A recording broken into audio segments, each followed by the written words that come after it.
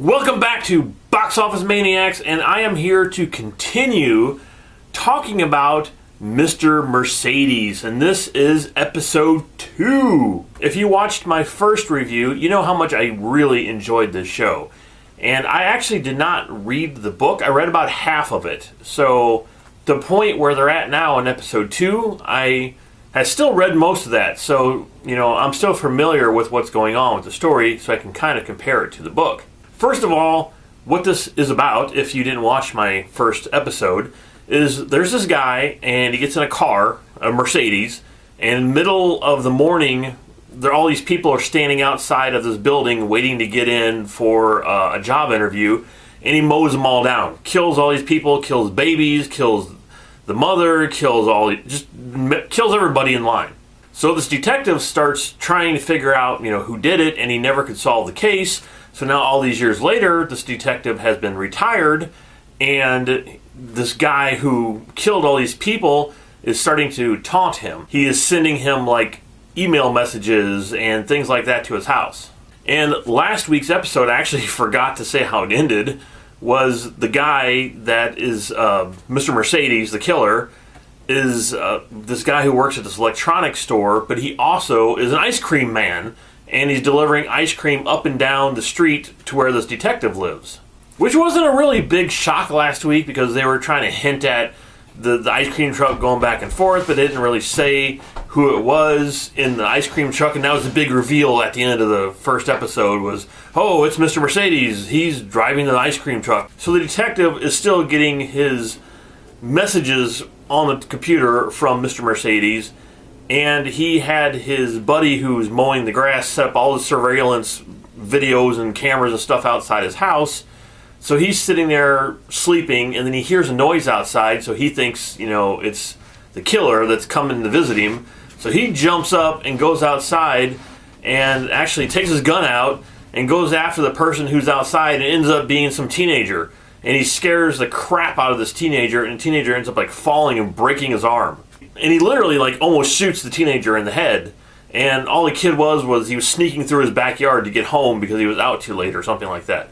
Now, one other thing about this show is it's very graphic, and I love it. I mean, I think it's great that they are not holding back on the gore or the blood, or just things like when the kid falls down, he breaks his arm, and he holds his arm up, and the freaking bone is sticking up out of his arm. Stuff like that is great. It's so cool that they're not skimping on that stuff like The Mist was. And one thing about this show I noticed when it came on, it says that Stephen King is the executive producer.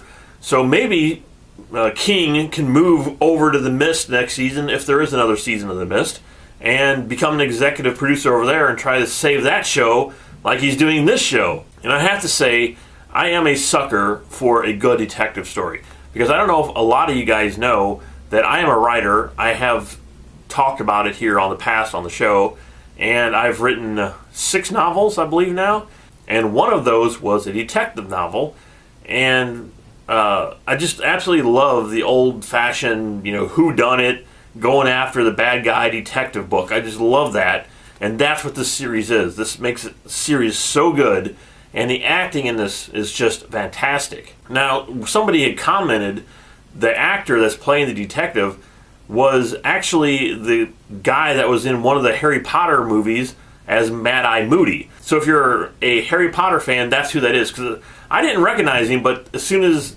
they said that, I was like, oh yeah, okay, I get it. I see it. That's Mad-Eye Moody. And the guy is Irish, and he's such a good actor. Everybody in this show is a great actor.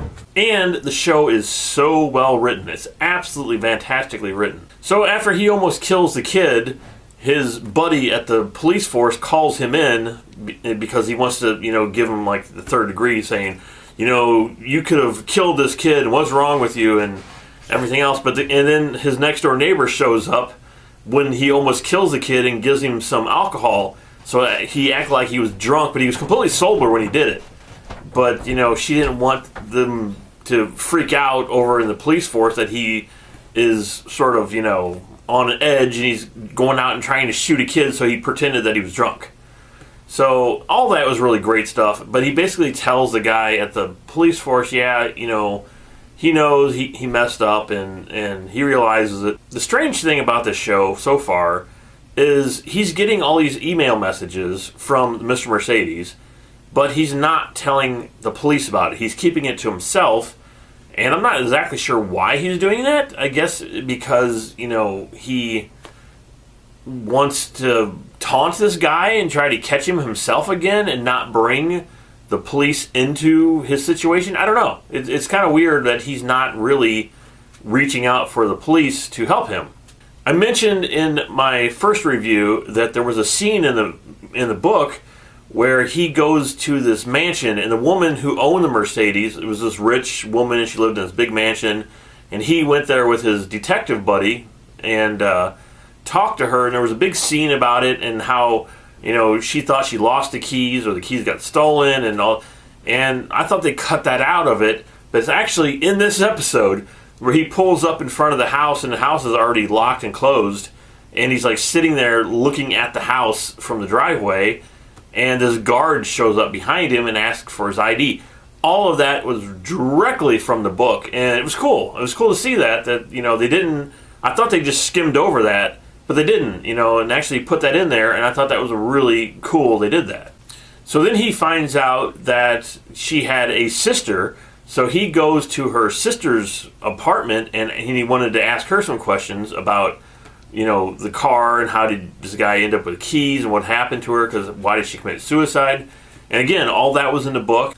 So now we get to the actual Mr. Mercedes, the crazy guy, and he works, like I said, at an electronics store, and his boss is a complete jerk. I mean, his boss is a complete, total jerk.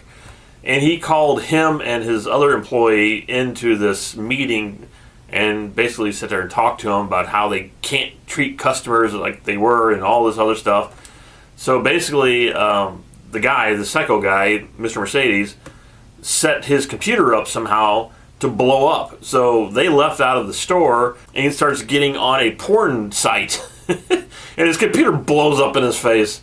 And that was pretty funny. I mean, that was pretty good. I enjoyed that quite a lot. So he basically got rid of his boss. So unless he comes back with half his face taped up, but the sparks or whatever came up in his face when he's watching porn. I don't know. It was pretty funny. And speaking of porn, there was actually another sequence between the detective and his next door neighbor who wanted to have sex with him last week, and it was just a good, sequence that he bought her some donuts or a cake or something, and they went out to her gazebo and they were eating this.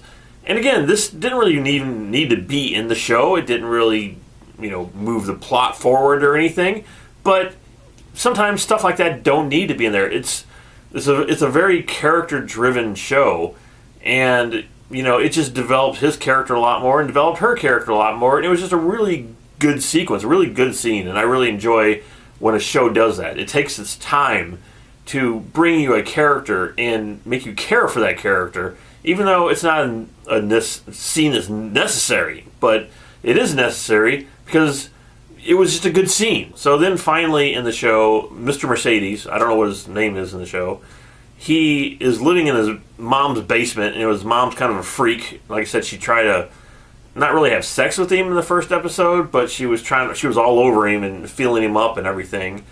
So he came upstairs and he's showing her this remote, and I don't know what, because she's like curious what's going on down in the basement. That's where all his computers are, and this is how he's hacking, the internet and sending the detective all this, because all this stuff's down in the basement. All this crazy psycho stuff's down there, but he won't let her down there.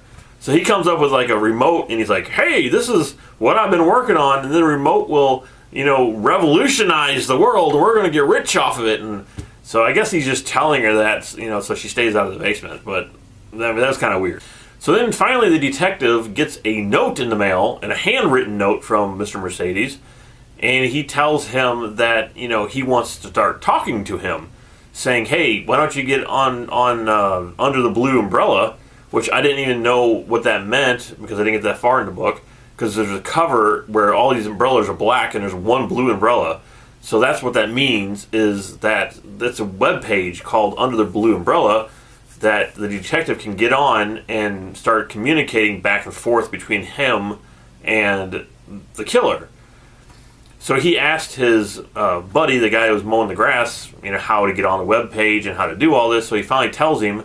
So he goes and sits down at the computer, and he writes Mr. Mercedes this really cool note. Says, "I'm here, F-head," and he's like, "Let's play." And that's how it ends. And that's how you end an episode. The anticipation there of seeing the next episode, you're like, yeah, that's the way you do it. And that's how you do a great show. Second episode in, already love all these characters. Already invested in the story. Can't wait to find out what happens. Everybody here is awesome. The writing is awesome. The plot here is really good. And like I said, mentioned in the first episode, that, it's sort of almost like, it's almost unfortunately on topic of things that are happening in the world right now. People running over people with cars, using cars as a physical object just to, run through groups of people. And it's literally just happened last week and just happened again some other place where these people are just getting in these cars and running other people down and running groups of people down. So it's very on topic right now. And it's unfortunate it's on topic, but it is. And, I think that's really a strange thing that's happening. And hopefully these people aren't watching the show and like, hey, look at this show, we're going to go do that. I don't think that's what's happening, because this book's been out for a long time. Of course, those people probably can't read that are running these people down. But anyway, this is a great show, and I'm really looking forward to episode 3, which is actually on tonight. And I know this is so late, it's a week late, but I've been putting so much stuff up on this channel lately that I'm hoping you guys will go back and rewatch. And tomorrow is the season finale of The Mist, and I'll be back on here to review the final episode of that. I'm not really looking forward to it, but I'm looking forward to seeing what they're going to be doing on The Mist. I hope, well, I'm not even going to say. I'm just going to leave that for tomorrow. So I hope you guys enjoyed the review. If you did, make sure you hit that subscribe button. Leave some comments. I love reading everything you guys say. You guys are awesome, and I'm hoping you're watching this show and enjoying it as much as I am, because it's about time. It's really about time that they got a Stephen King story correct. And I am hoping this show is not going to go off rails. I don't think it's going to. I think it's going to be a solid show all the way through. And I, for one, am loving it.